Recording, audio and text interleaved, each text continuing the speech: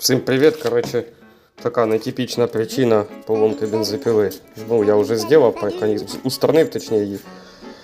Открутився болт картера, от його підігнуло навіть.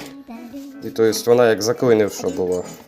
Пробую, світив фонариком, ні хрена не видно. І ще болячка в них, от ці резинові патрубки карбюратора, отут тріщини у них завжди, їх треба частенько міняти. Так що одна така із причин, вдруг кому пригодиться.